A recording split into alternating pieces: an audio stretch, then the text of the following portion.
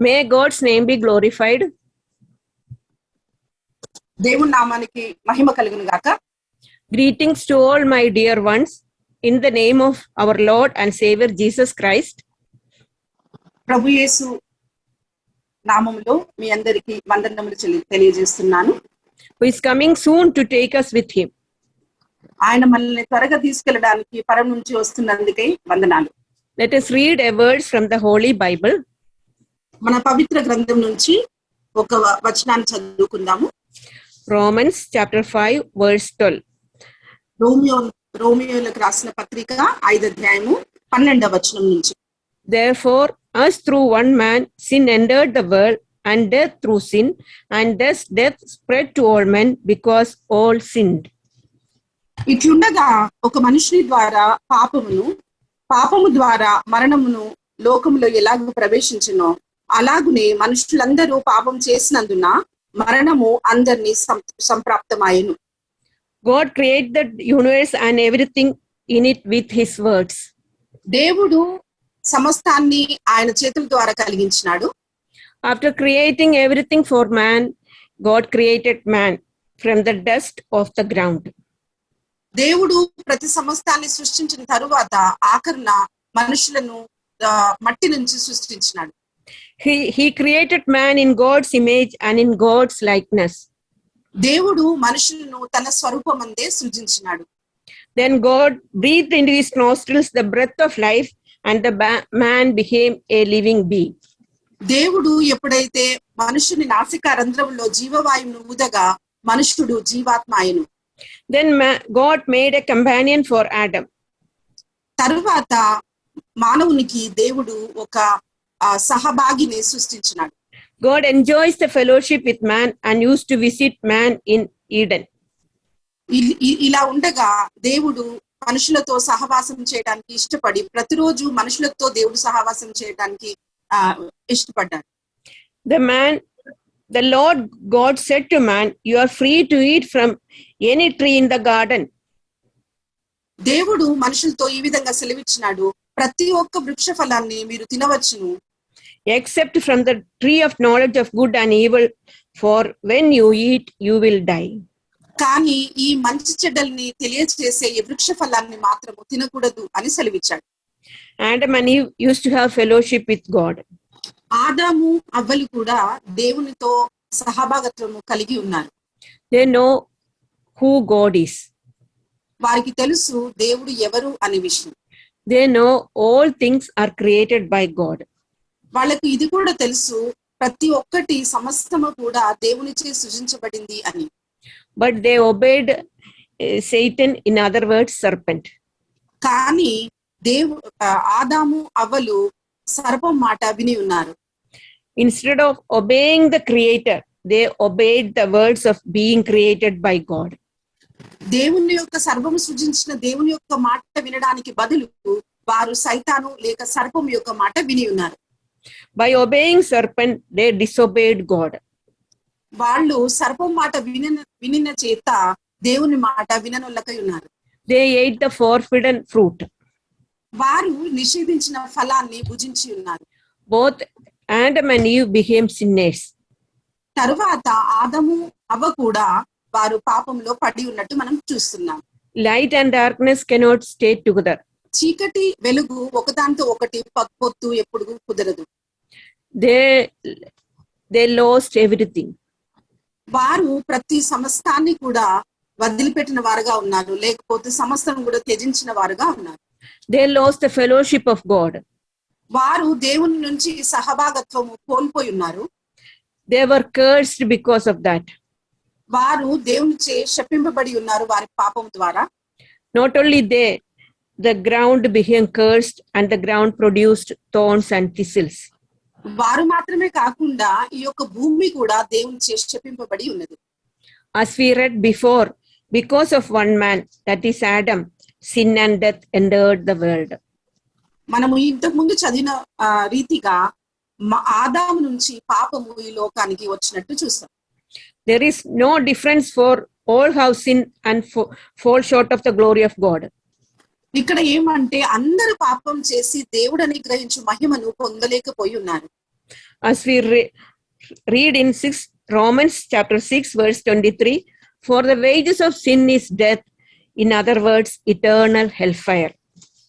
ఇక్కడ మనము రోమ పత్రిక 6వ అధ్యాయం 23వ వచనం చూసినట్టయితే, ఏలైనగా పాపం వల్ల వచ్చు జీతం మరణము, అయితే దేవుని కృపావరము మన ప్రభువైన యేసుక్రీస్తునందు నిత్య జీవము.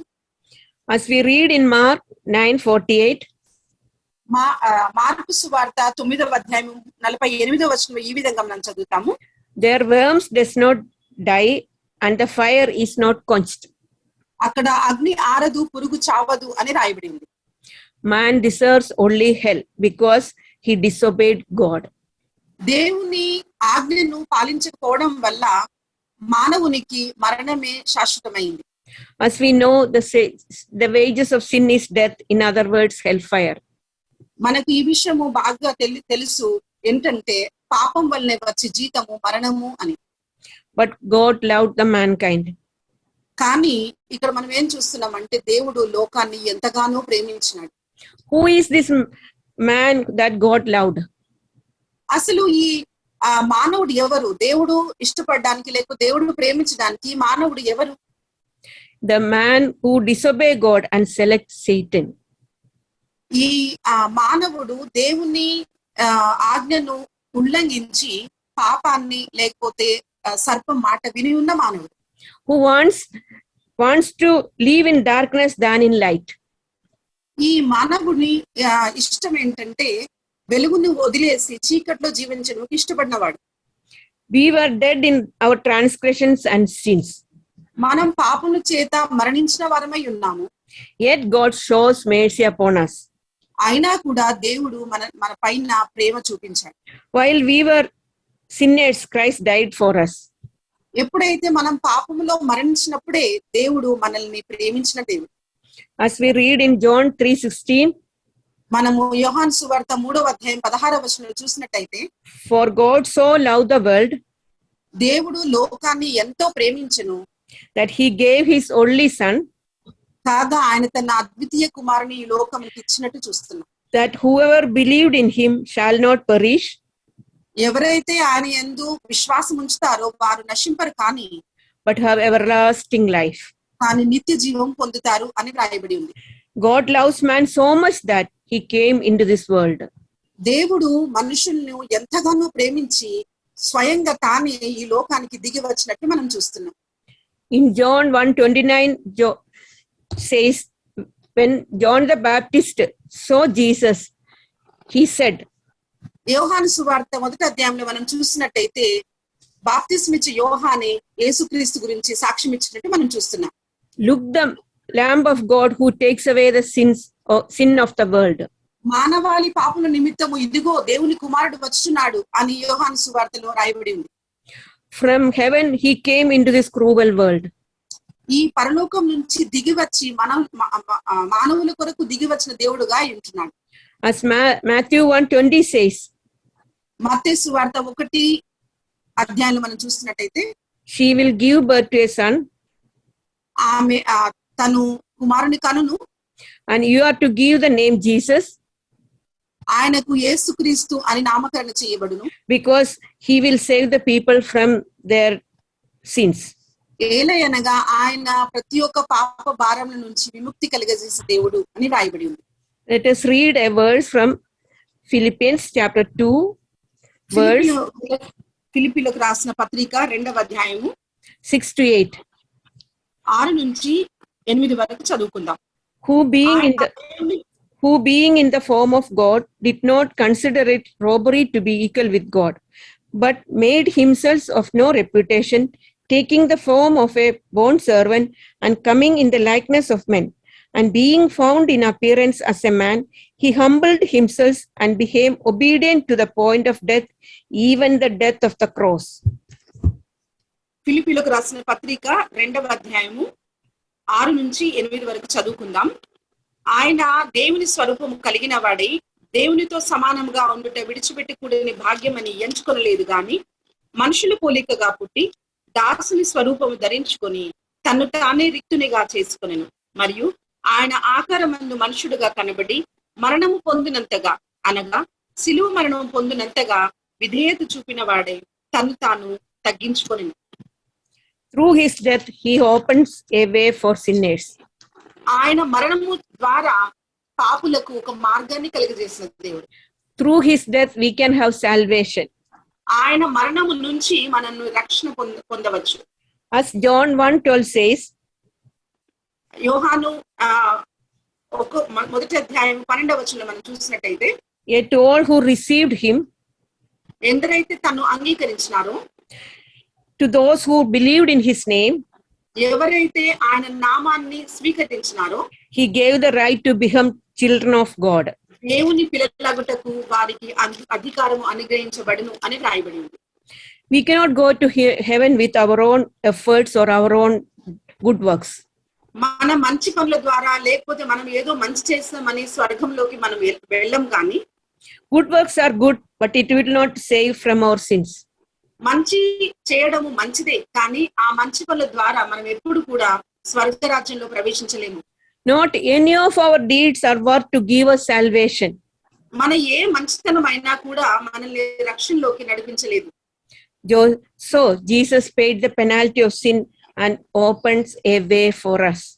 అందుకే యేసు ప్రభువు వారు సిలువలో ఆ పాపానికి ప్రాయశ్చిత్తాన్ని ఇచ్చి వేసినారు. God says, I am the way, the truth and life. దేవుడు ఒక మాట ఏం చెప్తున్నాడంటే, నేనే మార్గమును సత్యమును జీవమును అని చెప్తా ఉన్నాడు. No one comes to the Father except through me. నా ద్వారానే తప్ప ఎవడును పరలోక రాజ్యంలో ప్రవేశించలేడు అని చెప్తా ఉన్నాడు. God showed the way and he made everything ready for us. ఆయన రక్షణ చూపించడానికి ప్రతి ఒక్క ద్వారాన్ని మనకు తెరిచి ఉంచినాడు. Because Jesus paid the penalty of our sins, we can be saved from the eternal hellfire. దేవుడు మన ప్రతి పాపాలని సిలువపై కొట్టివేసినాడు కాబట్టి మనకి రక్షణ దొరికింది. Ephesians 2:8 says, ఎఫెసీ పత్రిక 2వ అధ్యాయము 8వ వచనం చూసినట్టయితే, for it is by grace you have been saved through faith. ఎఫెసీ పత్రిక 2వ అధ్యాయము 8వ వచనం చెప్పబడి ఉంది ఏంటంటే, మీరు విశ్వాసం ద్వారానే కృపచేతనే రక్షించబడి ఉన్నారు, ఇది మీ వలన కలిగినది కాదు, దేవుని వరమే. If a beggar comes to our house for alms, ఒకవేళ మన గుమ్మము ముందుకి భిక్షకుడు వచ్చి ఒకవేళ భిక్షం అడిగితే, we gave according to our wish and standard. మనకి ఏది ఇష్టమైతే అది మనము ఆ భిక్షకునికి వేస్తాం. He did not deserve it. కానీ ఆయన మనం వేసే భిక్ష పొందటానికి అర్హుడైతే కాదు. But we gives. కానీ మనం వారికి ఏదో ఒకటి ఇచ్చేస్తాం. But we do not want anything from him in return. కానీ మనం భిక్షకునికి భిక్షం ఇచ్చిన తర్వాత రిటర్న్ లో లేకపోతే తర్వాత మనం ఆ భిక్షకుని దగ్గర నుంచి ఏది ఆశించం. Just like that, salvation is a free gift from God. ఈ విధంగానే రక్షణ అనేది దేవుని యొద్ద నుంచి వచ్చిన ఉచిత కృపయే ఉంటుంది. We only have to receive it by faith. మనము ఒక విశ్వాసము బట్టి ఈ రక్షణను స్వీకరించగలం. Now we have seen, మనము ఇప్పటి వరకు చూసిన విషయాలు. First point, there is no difference. All of us have sinned and have become short of the glory of God. మొదటి అంశంగా మనం చూసింది ఏంటంటే, ప్రతి ఒక్కరూ పాపం చేసినారు, దేవుడు అనుగ్రహించు మహిమను పొందలేక ఉన్నారు. Second, the wages of sin is death, in other words hell. రెండో విషయంగా మనం ఏం చూస్తున్నామంటే, పాపం వలన వచ్చు జీతం మరణము అని చూసాం. Third, we cannot save ourselves by our any deeds or good works. మూడవ విషయంగా మనం చూసింది ఏంటంటే, మన మంచితనం వల్ల మనం రక్షణను ఎప్పుడు కూడా పొందలేము. Fourth point, God so loved us so that Jesus paid the penalty of sin and opened a way for us. నాలుగవదిగా మనం ఏం చూసామంటే, మన పాపానికి ప్రాయశ్చిత్తంగా దేవుడి శిలువలో మన కొరకు రక్షణ తీసుకొచ్చినట్టు చూసినాం. Fifth one, salvation is a gift of God, so it is free for us because God paid everything. ఐదవదిగా ఏం చూసినామంటే, శిలువలో దేవుడు కార్చిన రక్తాన్ని బట్టి మనకు ఒక ఉచితమైన రక్షణ మనం పొందుకున్నాం. What we have to do? మనం ఏం చేయాలి ఇప్పుడు? Let us read a verse from the Holy Bible, మనం పవిత్ర గ్రంథంలో నుంచి ఒక వచనాన్ని చదువుకుందాం. Romans chapter 10, verse 9 and 10. రోమియోలకు రాసిన పత్రిక Chapter 10, verse 9 and 10. 10వ అధ్యాయము 9, 10 వచనాలు. That if you confess with your mouth the Lord Jesus and believe in your heart that God has raised him from the dead, you will be saved. For with the heart one believes unto righteousness, and with the mouth confession is made unto salvation. అదేమనగా యేసు ప్రభువని నీ నోటితో ఒప్పుకొని దేవుడు మృతులలో నుండి ఆయనను లేపనని నీ హృదయమందు విశ్వసించిన ఎడల నీవు రక్షింపబడుదును. ఏలయనగా నీతి కలుగునట్లు మనుష్యుడు హృదయములో విశ్వసించును, రక్షణ కలుగునట్లు నోటితో ఒప్పుకొనును. We have to repent about our sins. మనము మన పాపములను మనం ఒప్పుకోవాల్సిన వారంగా ఉన్నాము. And believes in Jesus Christ, death, burial and resurrection. దేవుడు మృతులలో నుంచి మనల్ని లేపెనని మనము ఒప్పుకోవాలి. We have to accept Jesus Christ as our only Lord and Savior. దేవుణ్ణి మనము యేసుక్రీస్తును మన రక్షకునిగా ప్రభువుగా అంగీకరించాలి. If we do so, we will be saved from the eternal hellfire.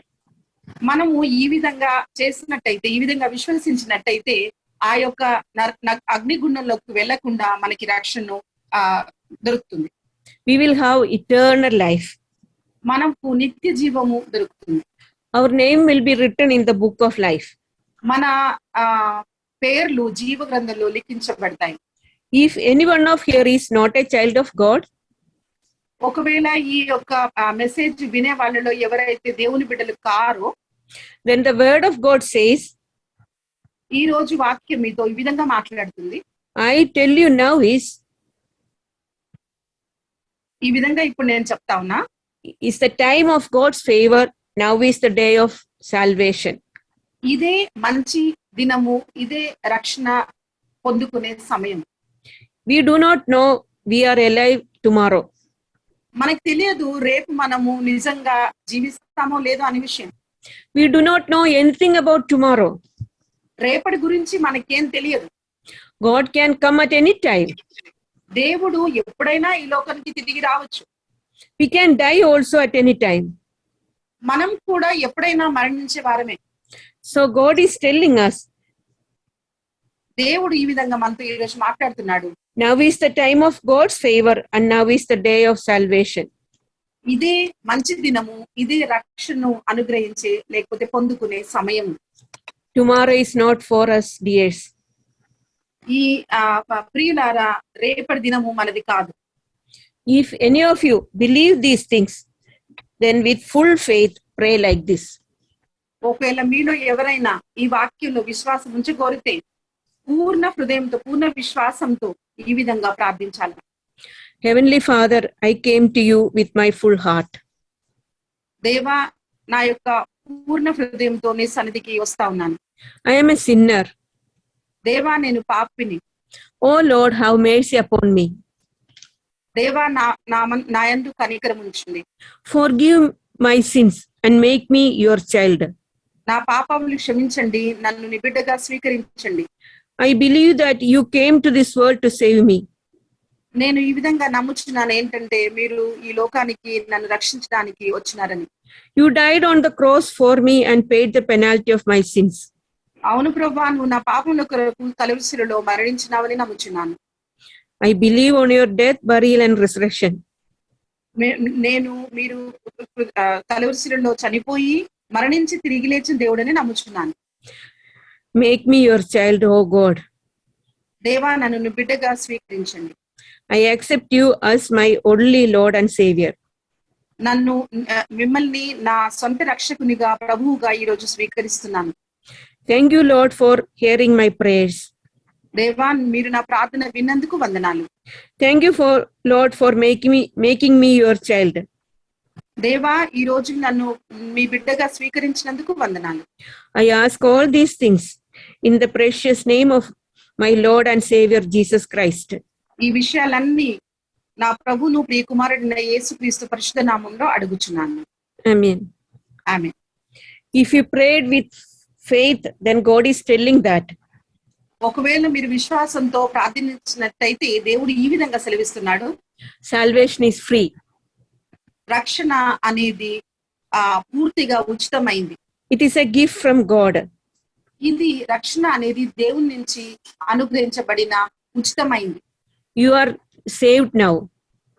మీరు ఇప్పుడు ఈ ప్రార్థన మీరు చేసినట్టయితే మీరు Yeah. నిజంగా You are a child of God. ఈ విధంగా ప్రార్థించినట్టయితే మీరు నిజంగా దేవుని యొక్క బిడ్డలుగా స్వీకరించబడినారు. You got eternal life. ఈ రోజే ఈ క్షణమే మీకు నిత్య పరలోక రాజ్యంలోకి వెళ్ళడానికి అర్హత ఉంది. And that your name is written in the book of life. ఇప్పుడే మీ యొక్క పేరును జీవగ్రంథంలో లిఖించడం జరిగింది. Let us thank God for this great privilege. Let us thank God for this great privilege that He has given to us. దేవుని నామానికి వందనాలు. ఈ విధంగా మిమ్మల్ని కలుసుకొని ఈ వాక్యము పంచడానికి దేవుడిచ్చిన సమయాన్ని బట్టి వందనాలు చెల్లిస్తున్నాను. And in the coming days, let us read the word of God. Meditate it. రానున్న దినాల్లో దేవుని వాక్యం చదివి బలవంతులు కావాలని కోరుచున్నాను. And study it. దేవుని వాక్యాన్ని మనం పఠించాలి. And also pray to our Father and our Savior for our every needs.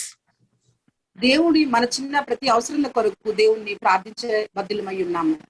May Lord help us to live according to the will of God. దేవునికి ఇష్టమైన పాత్రలుగా జీవించడానికి దేవుని చిత్తానుసారంగా నడవడానికి ప్రార్థిద్దాం. May His name be glorified. దేవుని నామానికి మహిమ కలుగును గాక.